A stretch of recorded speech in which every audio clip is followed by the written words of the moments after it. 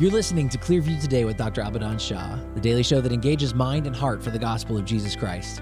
I'm Ryan Hill. I'm John Galantis, and happy Independence Day, America. Happy Independence Day, Dr. Shaw. Happy Independence Day, Ryan. Happy Independence Day to you, John. Clearview Today audience. We are here in the Clearview Today studio on this happy July the 4th with Dr. Abidan Shah, who is a PhD in New Testament textual criticism, professor at Carolina University, author, full-time pastor, and the host of Today's Shah. The host of Today's Show. Sorry. Dr. Shah, welcome to the studio. It's good to be here. Was that an eagle? That was an eagle. Yes. I think he's coming back. Oh, he's in the studio. So that signifies patriotism. It brings a tear to my eye. Patriotic freedom. Sound of freedom. Yeah, sound. Apparently. It's a patriotic eagle screeching through the sky. Yeah. He just Did you know down. that Teddy Roosevelt did not like the idea of the eagle being our national symbol? bird? Why? Yeah, he wanted the bear. The bear. The bear. I didn't realize that. He was like a huntsman, right? He was like an outdoorsy. Yeah, kind of, but I mean, the bear is a good. but eagle could also be. But I like that, and I'm okay with the eagle. Don't get me wrong. No hate mails, please. I'm okay. I'm okay with the eagle. But Teddy Roosevelt, not Franklin, not the other guy. Franklin, no, he could not compare to Teddy Roosevelt. But anyways, Teddy Roosevelt said the bear because the bear represents America better than the eagle. I mean, what does the eagle represent? I don't know. I guess the eagle. True. I never really thought about what any of them represent. The eagle, I guess, is I guess it's like so, freedom. So it's so ingrained now. Like I just associate that with freedom and patriotism. But because any bird can fly. But a bear would have been perfectly fine. Because the reason that Teddy Roosevelt gave for bear being a better representative animal for the United States is because the bear is big. Mm-hmm. The bear is powerful. The bear, you can attack the bear from the back or do something that will startle it or, throw him off momentarily. But once he turns around, that's it. Game over. It's time for you to run. You're done. It's it. running time. Now, what does the eagle do? Yeah, eagle can peck at you. That's about it. Yeah. Yeah. They're predators, but like for rodents, for small. Yeah. I feel like I could take like me personally, I could take an eagle. I can't take a bear. You think you could take an eagle? Yeah, or I could at least escape an eagle. Maybe escape an eagle. Like if a bear's attention is on me, like that's a confirmed kill. Like by the way, we're not talking about a black bear. Black bears, of course, they're all powerful. Just to clear, grizzly bear. Yeah, I'm talking about grizzly bear. Yeah, you don't want to run. Those we saw one in one of our staff retreats when we were in Wyoming. Yeah, headed to the Grand Tetons. Yes, Grand Tetons. That's right. And a mother grizzly bear, along with two of her cubs, came just running past us, and we were there watching and waiting, and there were a lot of photographers and people. Yeah, a lot of wildlife photographers. We're there, and so we're like, oh, something's happening. Oh, let's get out because I think some animal may be coming. Mm-hmm. And guess what? It was a bear, a mother bear, and two of her cubs. Yeah, it was funny because that was one of our goals for the trip was just to see a bear. See a bear, man! I really want to see a bear. But when we said that, we were like, because you're driving through the mountains, you just want to look up on the hills and see one way. I never in a million years thought we'd have one just cross the road right in front. In front of our vehicle. Yes, yeah. I mean the park rangers were telling people. I mean they were periodically as this bear is approaching. There's some pictures. That's the footage. Yep. That's our footage. Yes. And as the bear was getting closer and closer, he's like, okay, guys, step back, please. Step back. Step back. Everybody. And then and furthermore, he was like, all right, guys, you may want to get in your vehicles, so step back, step away, please. Look, the footage is shaky because we're like really far. And then finally, I mean, the bear right in front darted across. There it is. That's Nicole. That's Nicole taking my wife. Yep. It's crazy because, go ahead. There it is. There it is. It's crazy because it looked like we were really, really, now, tell me close. This. Back up on that.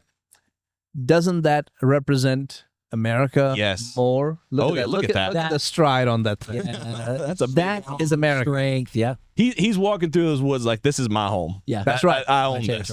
So I make a motion. Let's choose the bear. Listen, I would hashtag choose the bear. Hashtag choose the bear. Yeah, let's make that mean something that it didn't. And plus, it's going to tick off the Russians. Is there a national symbol, the bear? I mean, the Russian bear. The Russian bear. That's pretty funny. But I mean, how often do you see that? That's right. The bear belongs to us. That's right. Get out of here. Well, Dr. Shah, today's verse of the day is coming to us from Proverbs 29:2. Very, very fitting for Independence Day. It says, "When the righteous are in authority, the people rejoice. But when a wicked man rules, the people groan." Ooh. Wow. And I believe that. The righteous, especially in the book of Proverbs, are those people who put God first and they walk in his way. They fear God. Fear does not mean the fright of God. Fear simply means there's a sense of reverence that That's right. God is an authority, we're not. Mm-hmm. And wicked are those who reject God and they walk without integrity. They will do whatever they can to further their motives. They would even say God, God, but still at the end of the day, they're doing things completely contrary to what God has said in his word. That's right. Case in point, President Trump is working on passing the bill. He calls it the big beautiful bill. Beautiful bill. Triple B. Yes. And so we were there at the National Day of Prayer when he mentioned that. I like to call it the big beautiful bill. And I was like, oh, I like that. And so just a few moments ago, I was watching some of the other siders who were talking about how this is a terrible bill and blah, blah, blah, and how this is wrong and this is not what God wants us. I was like, wait a minute, you just said God? You just said God? Yeah. Okay. And we should be motivated out of love. And they're talking about all the immigration policies, that are being implemented, which should have been implemented all along. Some of the other things that are going on. And they kept saying God, God, God. But And these are people on the left. on the left, all right? Some of the elected officials.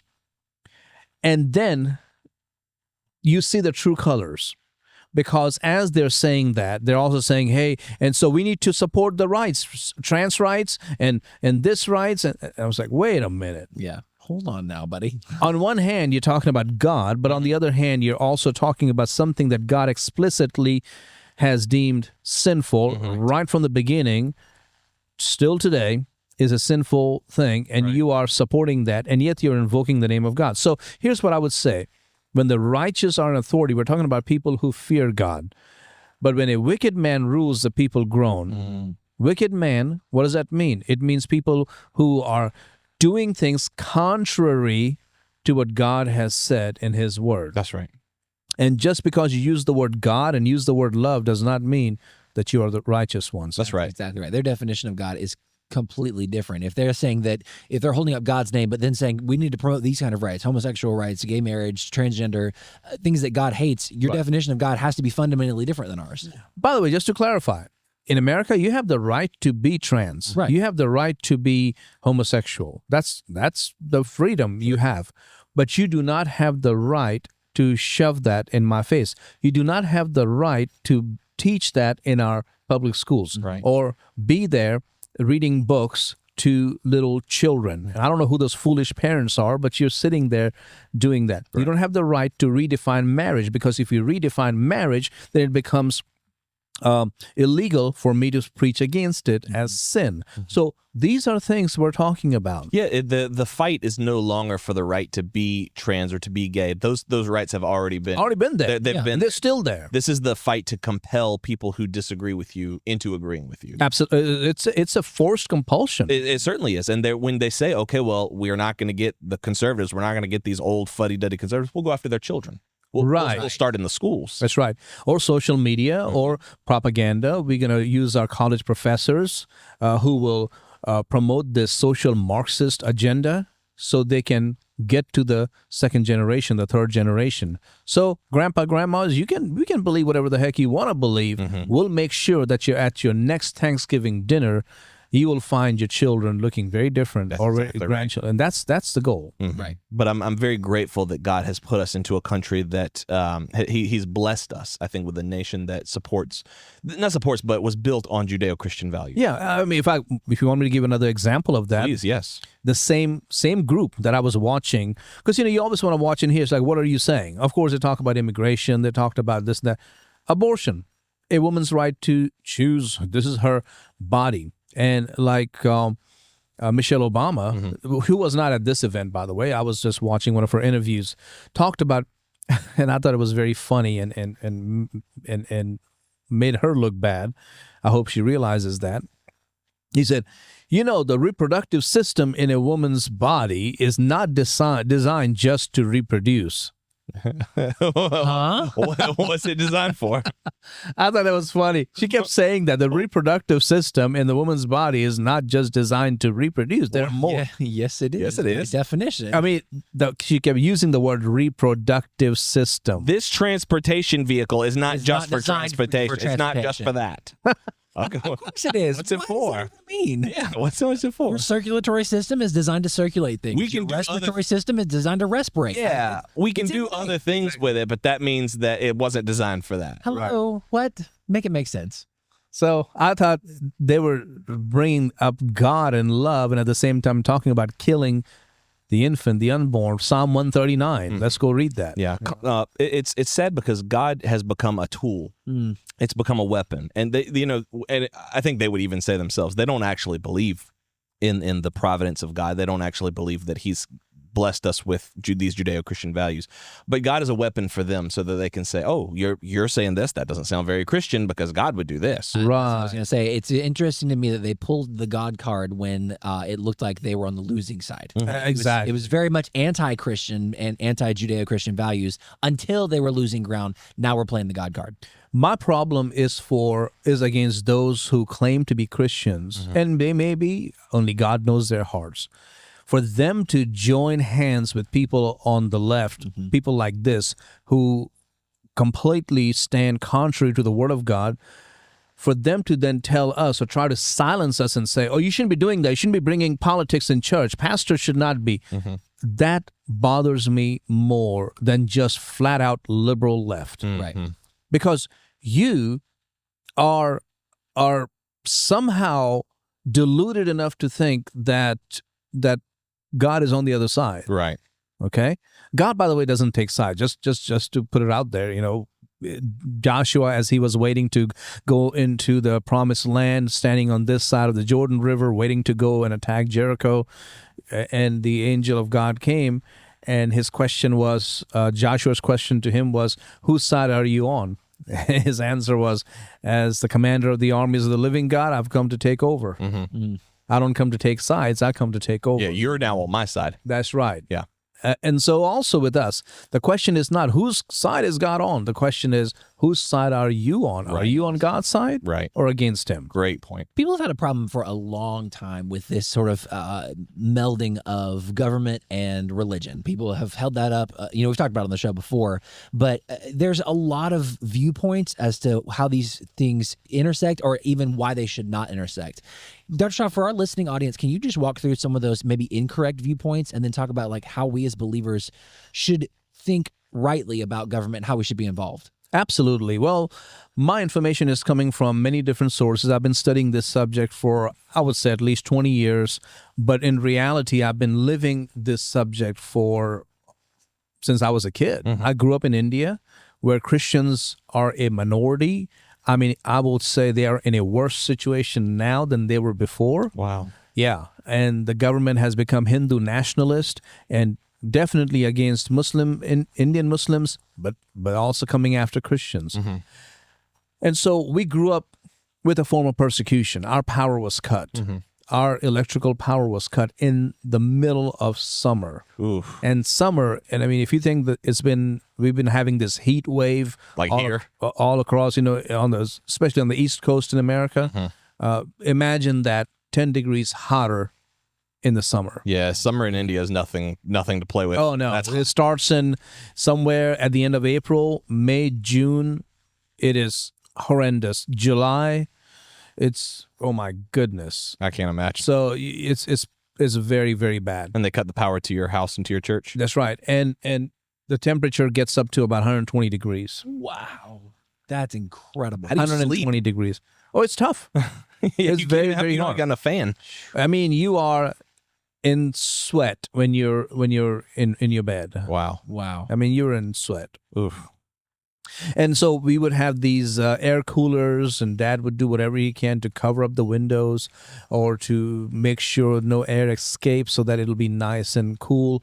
But imagine your electricity is cut because the Hindu nationalist person who was head of that electricity at the time decided that why should a Christian church, receive electricity from them. Were you old enough at the time to know the reason? Oh, yes. Yeah. Yes. This happened, I would say, in the mid-'80s. Okay. Oh, absolutely. I was... You were like a teenager? I was about 10 years old. Okay. Okay. Yeah. Wow. Yeah, I was about 10 years old. And so I remember that very distinctly, and it was a tough time. So we've lived under persecution. So my information, of course, is coming from Wayne Grudem's Politics According to the Bible, but also through many other resources and then personal experience. Just lived experience. Yeah. Yeah. So there are really 6 views that I consider are wrong when it comes to the relationship between government and Christianity. So 6 wrong views. And we may not be able to finish them all in this one show, but we'll give it a shot. The first one is that government should mandate Christianity. See, I think that's what a lot of people on the left believe that people on the right want, is a government federally mandated religion, which is Christianity. I wouldn't even say that they necessarily think that. I think they use that as a tool to silence Christians. Right. It's like a fake argument. Kind of held up as like the negative propaganda. Yes. It's like a, what do they call it when you a straw man? Yeah. Right. It's a straw man, really. So here's the point. When you look at history, it is never a good thing when government tries to dictate the faith of any person. It never is a good thing. True. You can look at history in India and other places where government tried to institute Islam or Hinduism, and it's terrible. Yeah, I think about like the Catholic Church, like them compelling people to be Catholic or to be Christian, Right. And then people get burned at the stake because they believed incorrectly or they spoke some heresy or something like that. Right. So they put them. Or they stood up to the state church. And so the history of Christianity shows how terrible the conflict used to be between Catholics and Protestants, and even between the Reformed and the Anabaptists, because the Anabaptists were a different group. They had Reformed beliefs, but then they also had some aberrant beliefs. They had some, crazy beliefs at times. Right. And so the Reformed went after them, which is kind of a big stigma against the Reformed Church, that you were persecuted, but then you decided to persecute others. So it's never a good thing, because thousands upon thousands of people were burned at the stakes because of their faith. Wow. This is in Europe we're talking about. So Jesus set the boundary, in my opinion, when he said in Matthew 22:21, give to Caesar what is Caesar's and to God what is God's. It's kind of an enigmatic statement. Give to Caesar what is Caesar's, to God what is God. But in that statement, he was saying those two things are not, you don't mingle them together. There is a difference there. But that's not the same as saying there's a separation of church and Oh, state. no. That's a very different thing. Because I think people would hear that and they would be tempted to say, but wait a minute, I thought you don't support separate. It's not that we don't support it, it doesn't exist. Right. No, I cannot tell you to become a Christian. Right. Well, I mean, you're doing the same thing when it comes to Christian values. Two very different things. Values versus my personal faith are two different things. That's right. Value system is, this is what we agree to live by because we believe this is for the best of all of us who are in society. You say, well, what makes Christianity better? Well, what's your alternative? Just agreed upon values? Really? Which ones? Because right now you're trying to force transgender values upon me. That's not what I want. There's a great book that Dr. Shah gave me a long time ago, and I believe we have done a book club episode on this, so I'll link that. But it was Schmidt, How Christianity Changed the World. Oh, yes. Alvin Schmidt. Yes, that's a great book, I think, for anyone who asks that question. Why Christianity? Yeah, I think that book answers all those questions. Yeah, because, and again, nobody is saying for a moment that throughout the history of the church that Christians have been perfect. Of course not. There have been rulers who were wicked, and for their own personal gain, they persecuted other people. Denominations fought against each other. I just mentioned Catholics versus Protestants. I mean, this has never been a good thing. Right. But overall, Christians have done a lot of good for society. And so we believe that system of Judeo-Christian values. Somebody asked me that, what do you mean by Judeo? Keep saying Judeo. We're talking about the values coming from the Old Testament. That's right. That's right. The values that were held by the Hebrews, the values that were held by the people of Israel, the values that are held by the Jewish people in time past and even to this day. Right. When they come from the Bible is what we're talking about. So that system is what we mean by Judeo-Christian values. So bottom line, government should not mandate Christianity. You can't force someone to put their faith in Jesus. Right. Neither should government control religion. What is the difference? Okay, there's a big difference because in countries where Islam or a specific type of Islam like Shiite or Sunni is the government, then you have a state-sponsored religion. Okay? So also in countries like China where there is a government-sanctioned church. So they have churches. Yeah. But it's run by the government. So the government runs the churches. I mean, pretty much they control what's going to be said and done. Okay. Does this mean that in those countries there is one religion that is legal and all others are illegal, or just one that is sponsored by the government? Well, church is a place where you can go and hear the truth. Mm-hmm. It's a place where you can hear the Bible. When the government uses the church for its agenda, okay?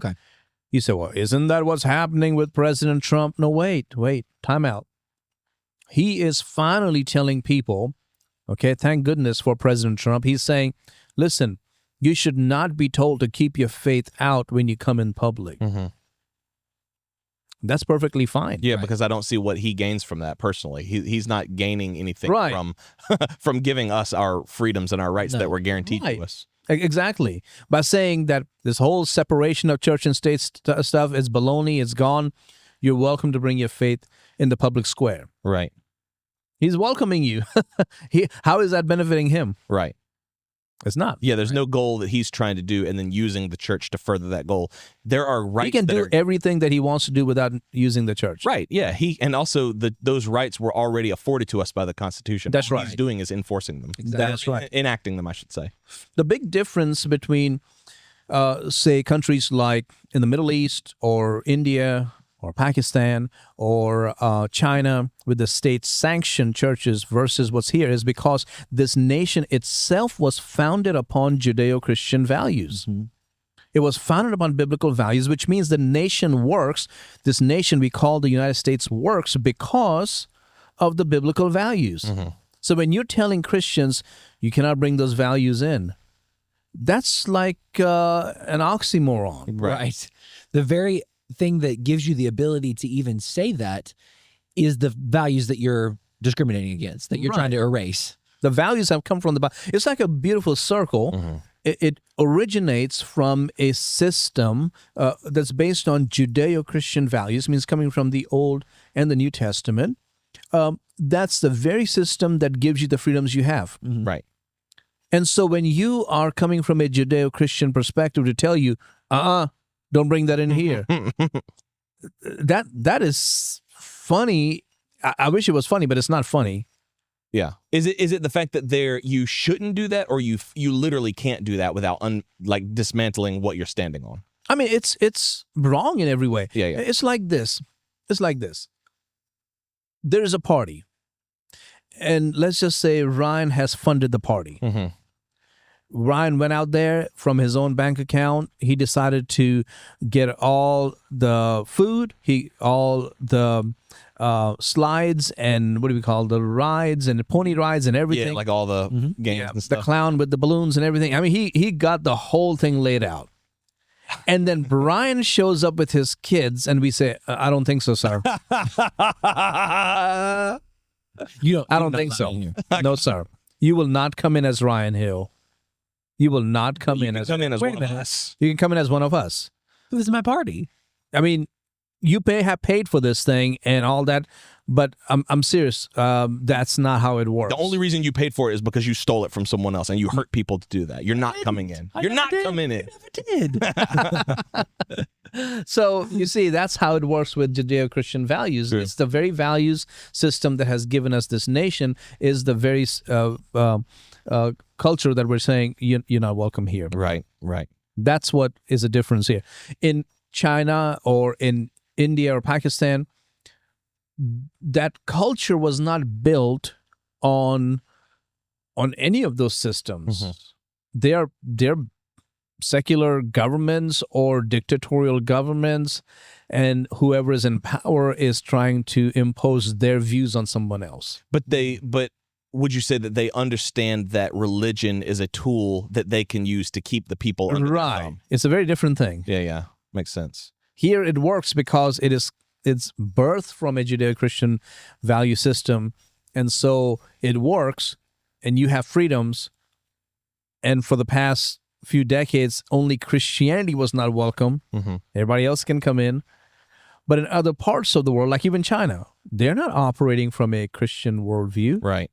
For them to say, we will tell the church what they can or cannot do, that's a whole different mindset. Great point. So, again, government should not control religion. The third one, and I think we're going to have to do another show on this one, is, and again, this is a wrong view, which is government and Christianity should not mix at all. I think this is what people usually mean when they say separation of church and state. Yeah. Like, you have to keep the two completely separate. They belong in separate rooms. Right. The people who say that usually hate Christianity. They hate anything that resembles Christianity. They argue that there is no place for prayers before a city council meeting, or having crosses at a veterans memorial, or 10 commandments in the courtroom. Praise God, many of those things are coming Amen. back. That's true. Amen. That's true. I mean, we prayed for these things. I don't know. Many of us did not have the faith to believe it would ever come back. Yeah, right. and it's such a silly argument too, because what they would say is, well, you can't shove that down people's throats, and it's like, I'm not. I'm doing this for me. Right. And so the idea that government and Christianity should not mix at all is so ludicrous, in my opinion. So, and then people say, you're trying to say a marriage is only between a man and a woman. Here's what I would say to that. No, that's not true. Marriage is not a religion. It is a universal institution, right? And the Bible also believes that stealing is wrong and murder is wrong. Should we then make it legal to steal and murder? Just because they're Christian values? Of course. Yeah, you can't do that. So, again, we can go on and on. The First Amendment is very important. It says, Congress shall make no law respecting an establishment of religion. It does not mean that Christianity has no say in politics. It simply means that there is no state church. That's right. It actually works the opposite way that everyone tries to make it. Right. The government cannot influence the church. It does not mean the church can't influence the government. And it's not a vice versa thing. The church should influence the government. That's exactly we have right. any hope of being one nation under God. In fact, the government was birthed from the church. That's right. Right. That's exactly Values, right? So, yeah, you cannot say that. Yeah. So important for us to understand these things, especially today as we're celebrating Independence Day, to understand how we were founded and how we can navigate the future as one nation under God. I want to continue because there's a lot more views that we didn't have a chance to get to today, but maybe on Monday we can take a look at them. Yeah, I love that. Make sure you guys join us on Monday, same time, same station. We're going to be diving into another great topic here on the Clearview Today Show. Thanks again to our sponsors for making today's episode possible. And don't forget that you can support us by subscribing to the show on iTunes if you want to re-listen. And you can always support us financially at Abidan Shah /give. John, what do you want to close with today? Definitely want to let you know there's a couple of free resources on abidanshah.com. One of them is our exegetical checklist. This is a checklist that's going to help you exegete any passage of Scripture in the Bible with excellence and with the Holy Spirit behind you. We want you guys to download that. It's a free download right now on abidanshah.com. Also, make sure you follow Dr. Shah on Pray. We're closing in on 25K. I really thought we were going to have it by July 4th, but I think we're going to get there. We're about at 24,000 right now. So Monday, let's hit it strong. Let's open up the week with a bang, saying we got to 25,000 followers and 30,000 is right on the horizon. That's right. We love you guys. Have a wonderful weekend, and we'll see you Monday on Clearview Today.